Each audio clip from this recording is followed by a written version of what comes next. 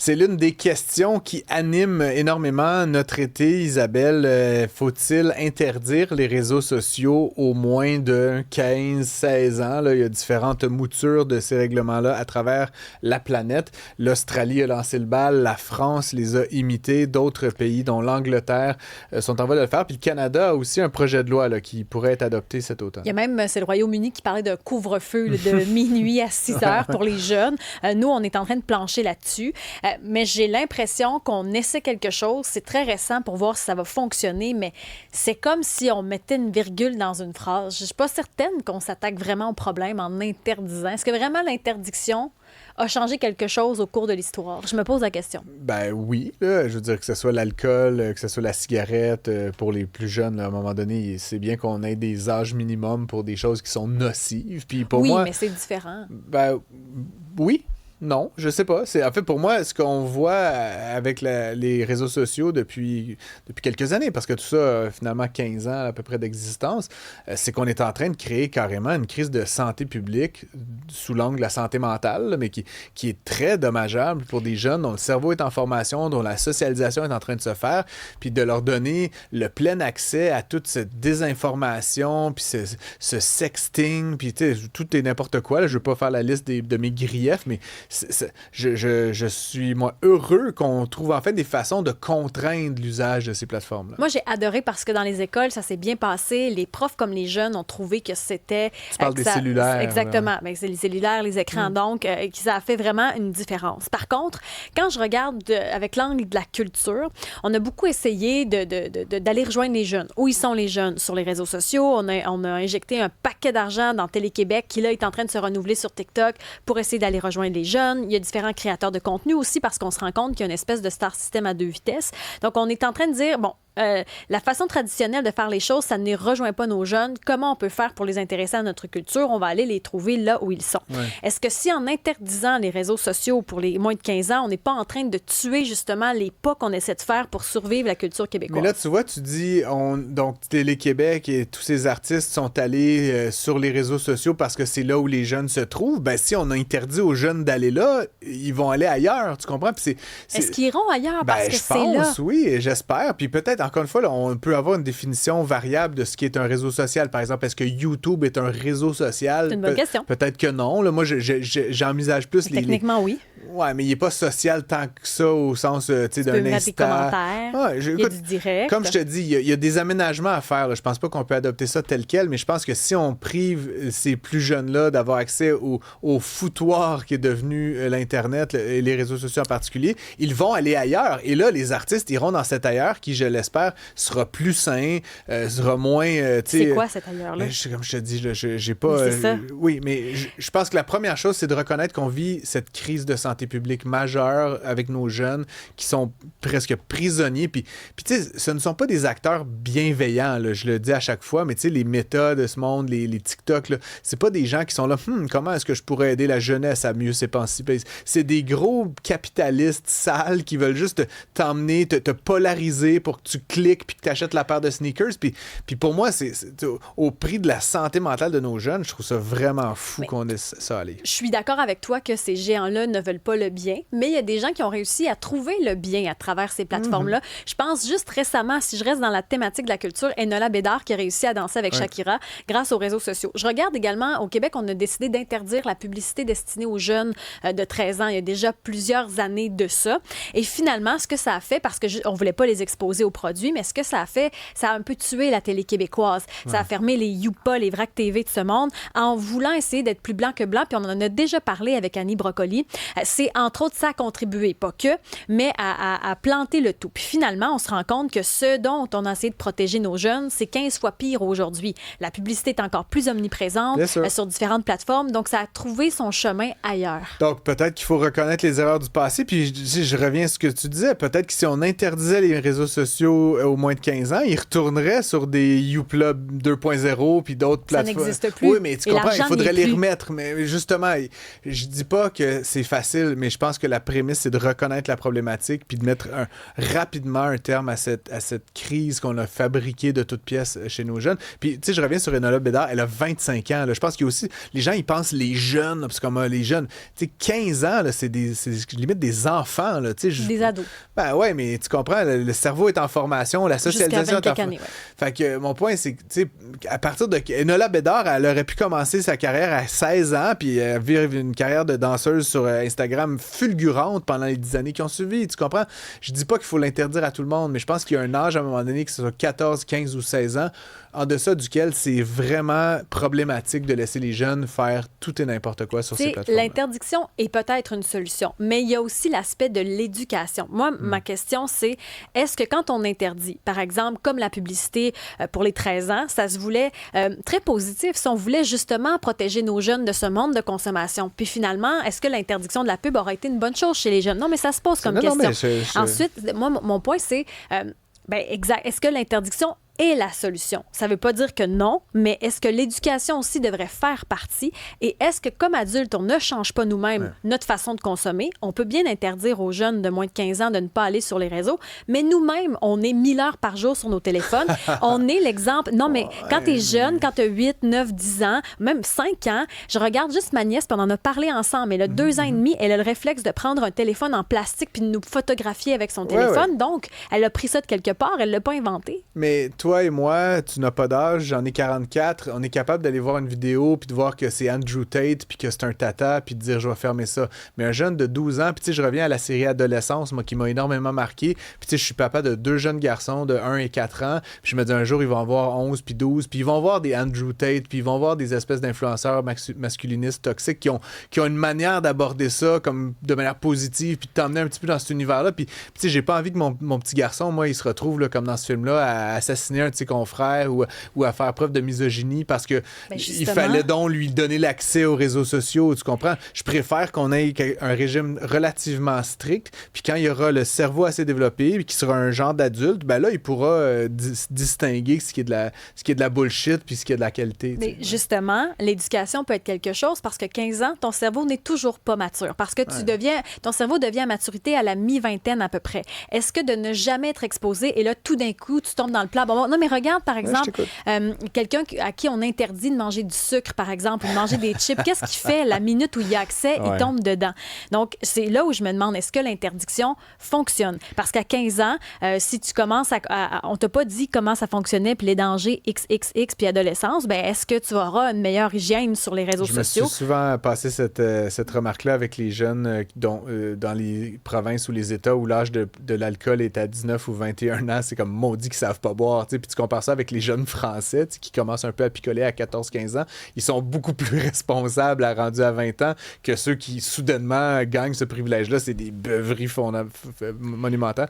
Bref, c'est quand même Mais vous pensez pas que le gouvernement actuellement, avec ça, prend la responsabilité des parents? Parce que moi, j'ai 25 ans aujourd'hui, mais je me rappelle, quand j'étais au primaire, Facebook était la grosse affaire. Puis il y avait un certain âge minimal pour y accéder, le 14 ans. Ouais, 14 ans. Il me semble que c'était 14 ans. Mais au primaire, tout le monde avait un Facebook. C'était la grosse affaire. Tout le monde s'écrivait sur ça le soir, faisait des statuts à l'école. Puis moi, ma mère, elle me disait, non, tu ne vas pas avoir de Facebook avant 12 ans. Donc, elle, la règle qu'elle s'était mise comme parent, c'était 12 ans. Donc, moi, j'ai grandi à l'école. J'étais hors de ces trucs-là. Puis, à un moment donné, il est arrivé une grosse situation à l'école. Puis, sur Facebook, le soir, ça avait été la grosse affaire. La police était intervenue. Je vous rappelle, on était au primaire. Puis, je m'étais rendu compte, comme enfant, le lendemain à l'école, que moi, j'avais été hors de ça. Puis, je me disais, oh mon Dieu, mais je suis tellement contente de ne pas avoir eu Facebook, finalement.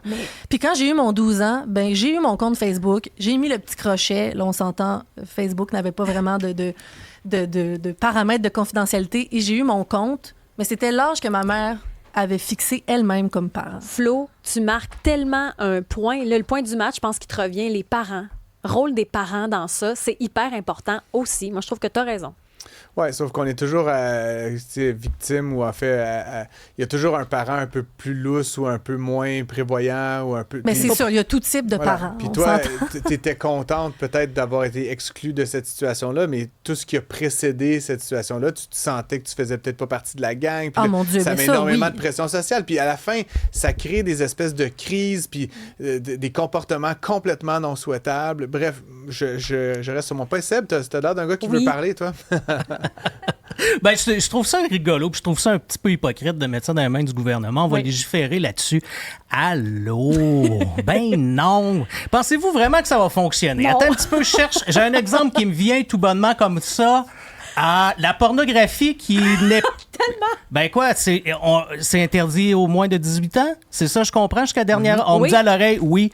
OK. Comment d'adolescents se font scraper leur sexualité actuellement parce qu'ils ont l'œil là-dessus à tous les jours.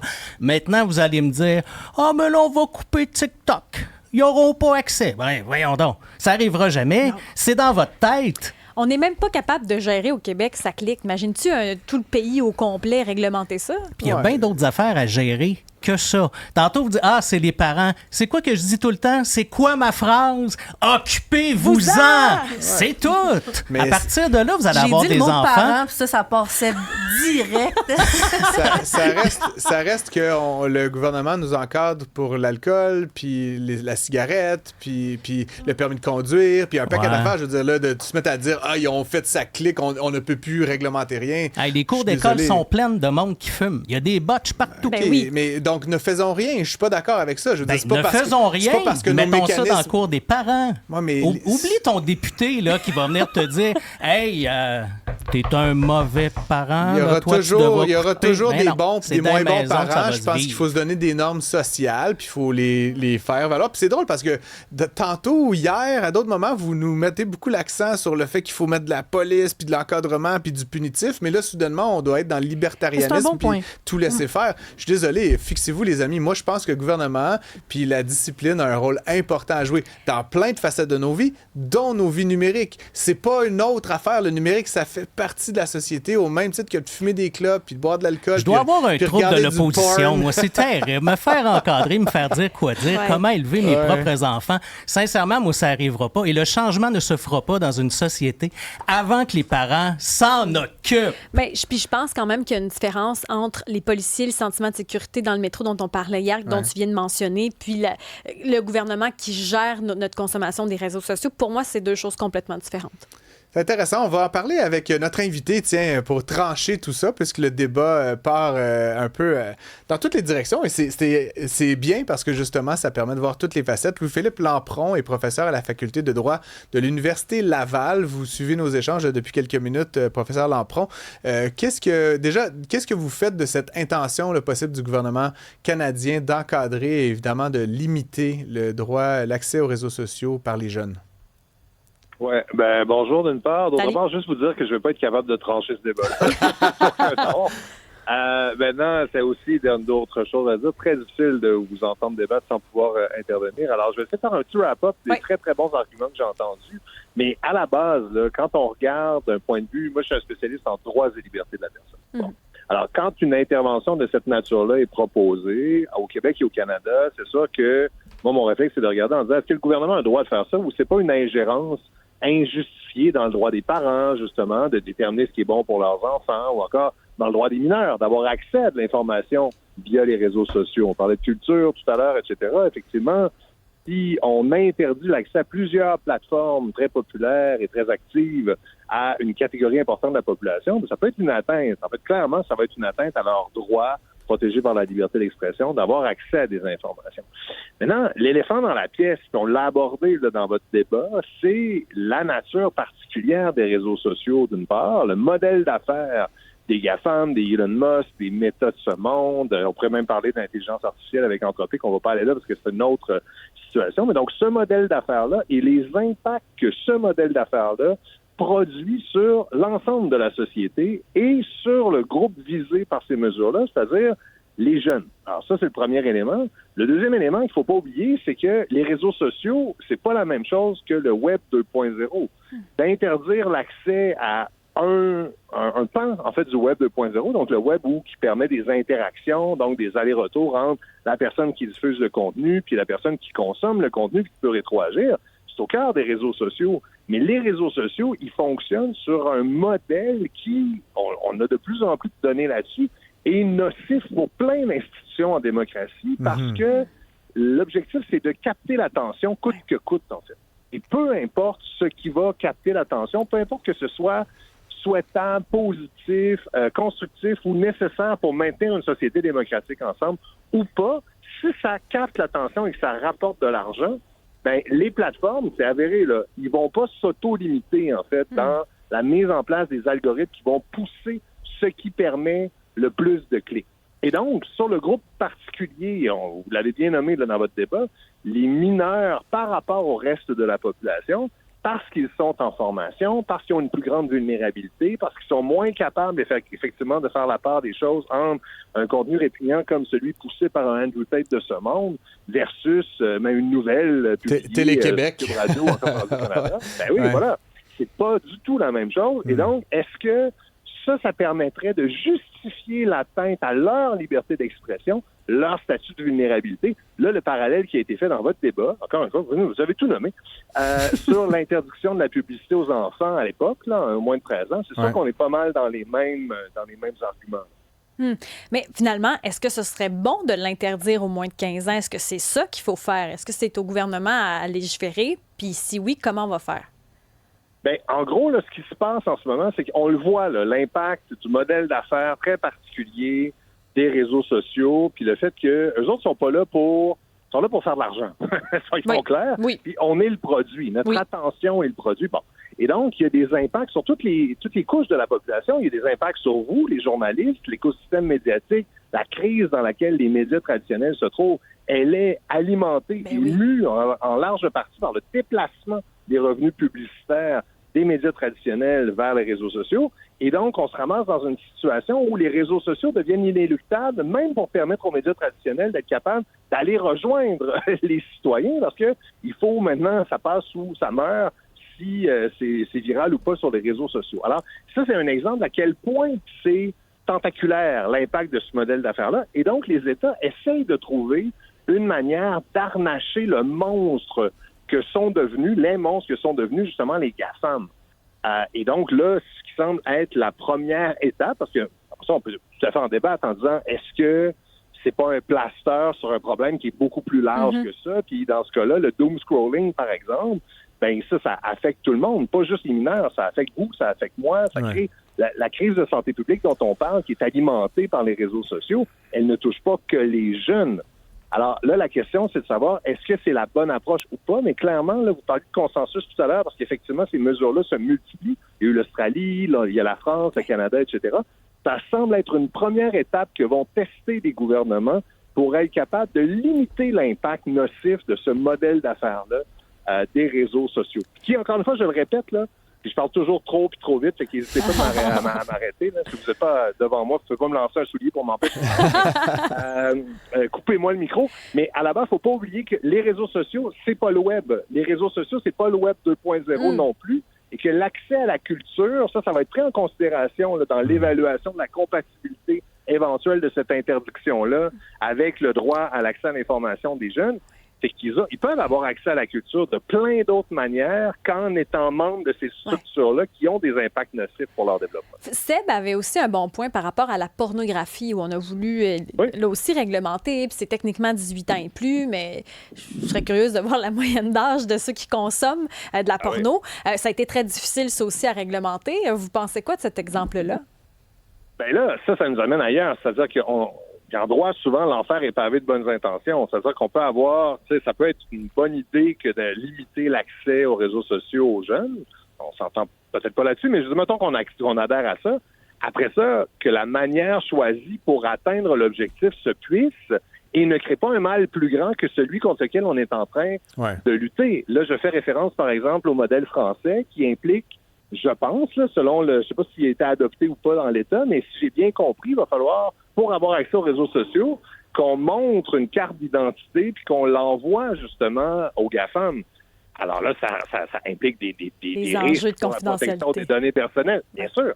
Bien sûr. Alors là, on va encore une fois, puis je vous montre à quel point, un autre exemple, à quel point le statut inéluctable de ces géants-là qui maintenant possèdent nos forums publics, c'est quand même fou furieux, fait en sorte qu'on est obligé de leur faire confiance avec nos données personnelles pour avoir accès à quelque chose qui, en principe, ne devrait pas leur appartenir. Un forum public, ça appartient à tout le monde.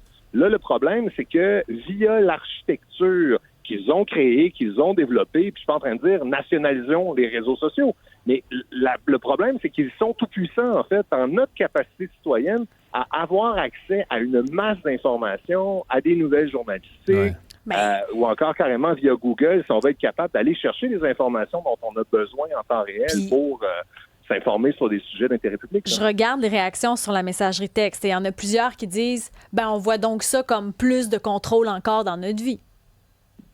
Ben, c'est ça. C'est-à-dire que là, l'enjeu, là, c'est de dire, est-ce qu'on est capable de s'entendre sur, là, il y a quelque chose de nouveau. On en parlait, ça fait à peine 15 ans. Là, donc, moi, mon curseur, je suis un grand consommateur de réseaux sociaux. Je suis sur plein de plateformes numériques. Alors, je vais pas jeter la pierre, puis on peut pas remettre la pâte à dents dans le tube. On va pas revenir à un moment de notre histoire où on va lire les nouvelles dans un journal papier, puis qu'il va y avoir 4 postes au Québec, etc. Là, le Web 2.0, il est là pour rester.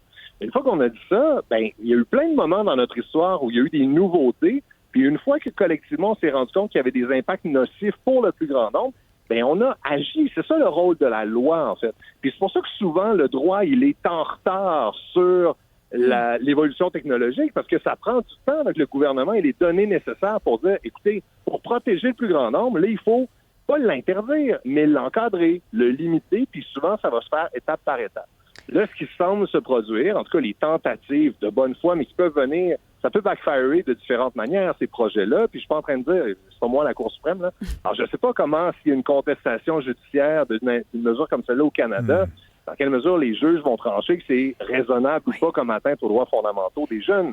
Mais ce que je dis, c'est qu'il y a une chose très, très claire, là, qu'il va falloir, c'est qu'il faut harnacher cette réalité-là, parce que les données, le diagnostic est posé, là. Il y a plein d'impacts délétères pour le fonctionnement de plein d'institutions démocratiques qui découlent et qui sont inextricablement rattachés, pas à la structure du réseau social, mais au modèle d'affaires qui est mis de l'avant puis qui fait en sorte de gouverner ce qui passe sur les réseaux sociaux, ce qu'on est capable de voir sur les réseaux sociaux. Puis, en 30 secondes, je ne sais pas si vous avez la réponse. Il nous reste 30 secondes. La réaction des jeunes là-dedans, parce qu'entre adultes, on est bien bon pour commenter puis dire mais les jeunes, ils en pensent quoi? C'est sûr que moi, l'approche paternaliste, ça m'a toujours énervé. Là, de dire aux jeunes c'est bon pour eux. Ça, c'est de prime abord, je suis pas très favorable à ça. Mais une chose est claire, c'est que ce soit pour les jeunes ou pour l'ensemble de la population, on peut pas se cacher la tête dans le sable et dire que les réseaux sociaux, c'est un site web comme les autres. C'est pas ça. Puis ça déstabilise beaucoup d'institutions dont on a besoin pour que les démocraties demeurent les démocraties. Et quand même, on parle d'approche paternaliste, mais bon, on a quand même un âge pour le droit de vote, un âge pour l'alcool, un âge pour la cigarette, un âge pour un paquet de choses. Est-ce que c'est paternaliste de dire à un moment donné, peut-être qu'un bébé de 2 ans peut pas conduire une voiture? Là, il y a comme des... Non, c'est pas la même... Bien sûr que c'est pas la même chose, mais on a quand même des normes liées à l'âge dans cette société. C'est quand même pas paternaliste à chaque fois, mais je comprends tout à fait ce que vous dites, Louis-Philippe Lampron, puis peut-être effectivement qu'il devrait être davantage consulté dans cette conversation. Louis-Philippe Lampron, merci énormément d'avoir été avec nous et d'avoir, sans trancher notre débat, au moins ajouté un peu d'épices à notre recette. Merci. Je rappelle que vous êtes professeur à la Faculté de droit de l'Université Laval. Bonne fin de journée.